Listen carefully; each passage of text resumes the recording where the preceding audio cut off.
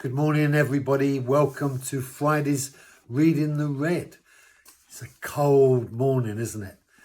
Today we're looking at Matthew chapter 8, and Jesus begins a new focus, and it's headed The Disciples Tested.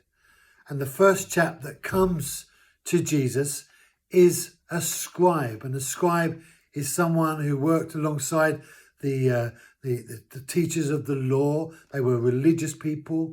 They penned, as it were, the revelation of the word.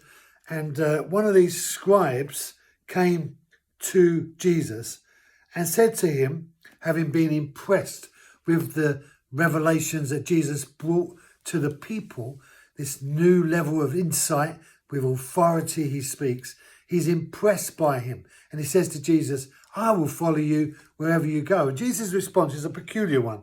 In verse 20, Jesus says this: the foxes have holes, and the birds of the air have nests, but the Son of Man has nowhere to lay his head.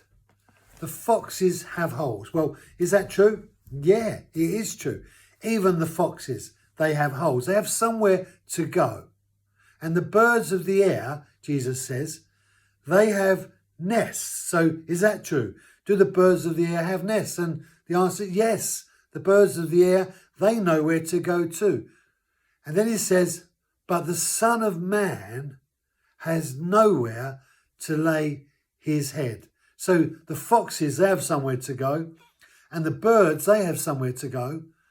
But the Son of Man has nowhere to lay his head. He has nowhere to rest. And there's that sense in Jesus where he introduces to us something that Ezekiel in the Old Testament reveals of himself. He calls himself the Son of Man, meaning he is the revelation of God to man, but he's also the revelation of God to human beings as well. So Jesus is the revelation, the Son of Man, the Son of God. He has nowhere to lay his head, meaning he's not going to have an easy life. It's not going to be a life filled with a place to rest and enjoy and embrace. Jesus came with a mission. He came in order to do a job. He's not come to sit down and rest and build a kingdom here, establish, as it were, a kingdom community here that's reflective of a fox having somewhere to go and a bird having somewhere to go. No, he says the Son of Man, he has nowhere to lay his head, has nowhere to rest.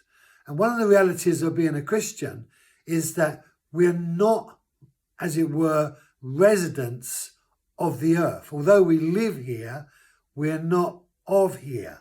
We're of another place. And that other place that we're of is the kingdom of God. That's where Jesus reigns. That's where Jesus has the place to rest. That's where he belongs. And when we give ourselves to God and become Christians, we are saying to God, in effect, we agree with you that this is not it. This isn't all we have. There's another place for us. And tomorrow, Monday, Jesus will continue to bring the insight into this story. Have a great weekend, and I'll see you Monday.